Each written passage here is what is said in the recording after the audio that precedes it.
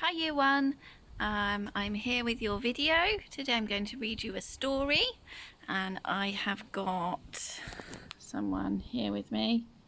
Cooper, say hello. He's looking away, doesn't want to look at the camera. Maybe he's feeling a bit shy today.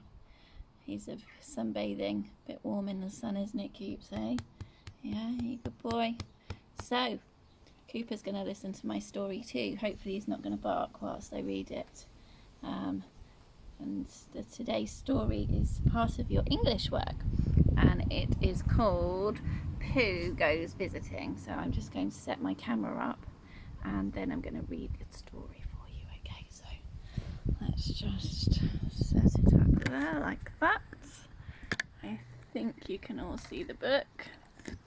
Okay, so here we go. Pooh Goes Visiting.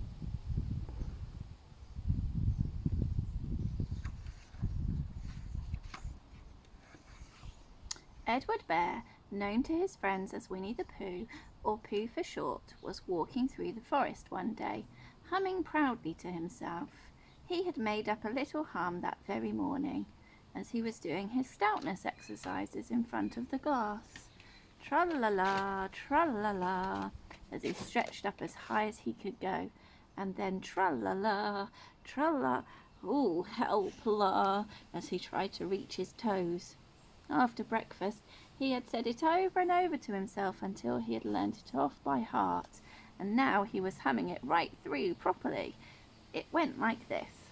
Tra-la-la, tra-la-la, tra-la-la, tra-la-la, rum-tum, tiddle-um-tum, tiddle-iddle, tiddle-iddle, tiddle-iddle, tiddle-iddle, rum-tum, tiddle-um-tum.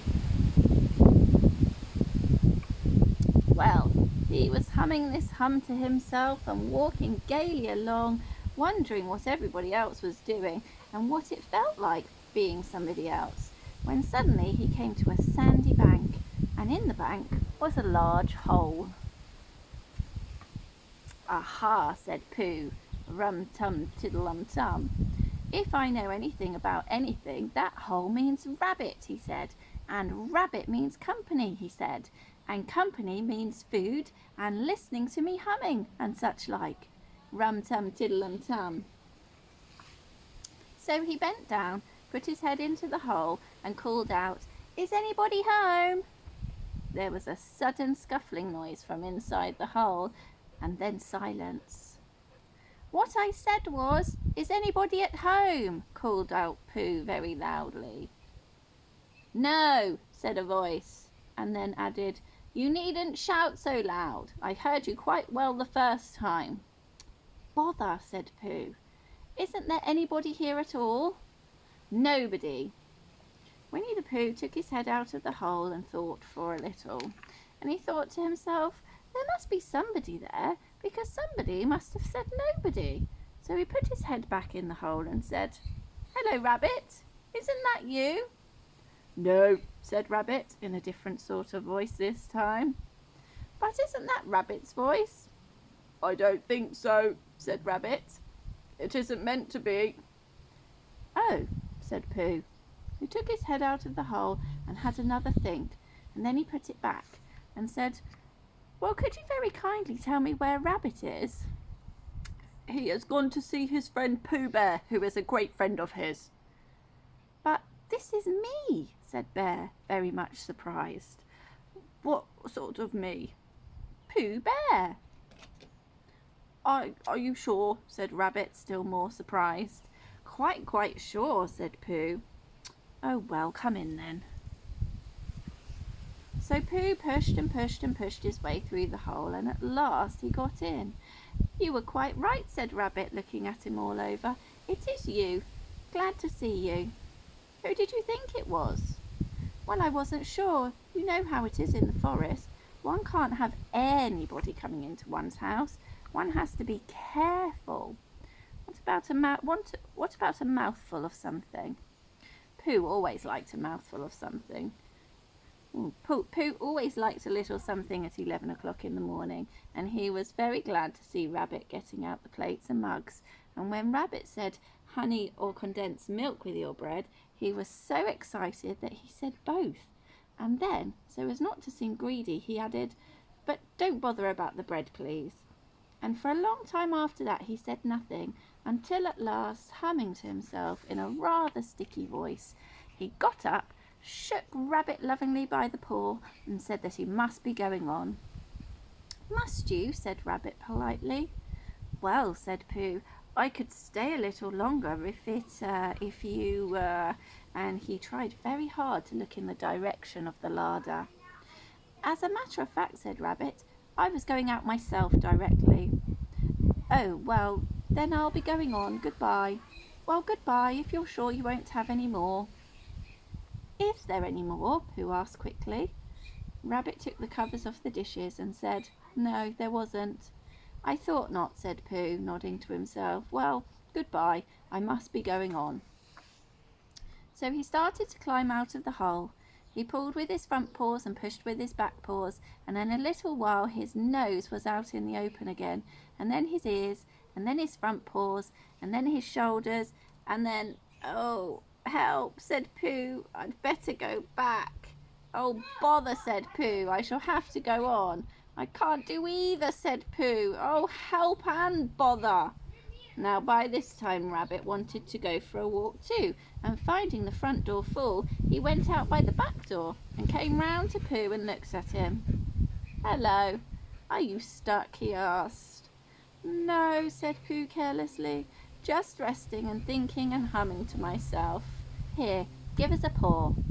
Pooh Bear stretched out a paw, and Rabbit pulled and pulled and pulled. "Ow!" cried Pooh, "you're hurting." "The fact is," said Rabbit, "you're stuck." "It all comes," said Pooh crossly, "of not having front doors big enough." "It all comes," said Rabbit sternly, "of eating too much." "I thought at the time," said Rabbit, "only I didn't like to say anything," said Rabbit, "that one of us was eating too much," said Rabbit, "and I knew it wasn't me," he said. "Well, well, I shall go and fetch Christopher Robin." Christopher Robin lived at the other end of the forest, and when he came back with Rabbit and saw the front half of Pooh, he said, "Silly old bear," in such a loving voice that everybody felt quite hopeful again. "I was just beginning to think," said Bear, sniffing slightly, "that Rabbit might never be able to use his front door again. And I should hate that," he said. "So should I," said Rabbit. "Use his front door again?" said Christopher Robin. "Of course he'll use his front door again." "Good," said Rabbit. "If we can't pull you out, Pooh, we might push you back." Rabbit scratched his whiskers thoughtfully and pointed out that when once Pooh was pushed back, he was back, and of course nobody was more glad to see Pooh than he was. Still, there it was. Some lived in trees and some lived underground, and "You mean I'd never get out?" said Pooh. "I mean," said Rabbit, "that having got so far, it seems a pity to waste it." Christopher Robin nodded. "Then there's only one thing to be done," he said. "We shall have to wait for you to get thin again." "How long does getting thin take?" asked Pooh anxiously. "About a week, I should think." "But I can't stay here for a week." "You can stay here all right, silly old bear. It's getting you out which is so difficult." "We'll read to you," said Rabbit cheerfully. "I hope it won't snow," he added. "And I say, old fellow, you're taking up a good deal of room in my house. Do you mind if I use your back legs as a towel horse? Because, I mean, there they are, doing nothing, and it would be very convenient just to hang the towels on them." "A week," said Pooh gloomily. "What about meals?" "I'm afraid no meals," said Christopher Robin, "because of getting thin quicker. But we will read to you."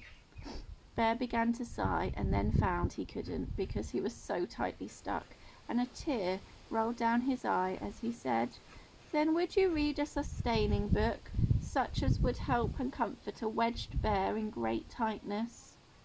So for a week Christopher Robin read that sort of book at the north end of Pooh, and Rabbit hung his washing on the south end, and in between Bear felt himself getting slenderer and slenderer. And at the end of the week Christopher Robin said, "Now!" So he took hold of Pooh's front paws and Rabbit took hold of Christopher Robin, and all Rabbit's friends and relations took hold of Rabbit, and they all pulled together.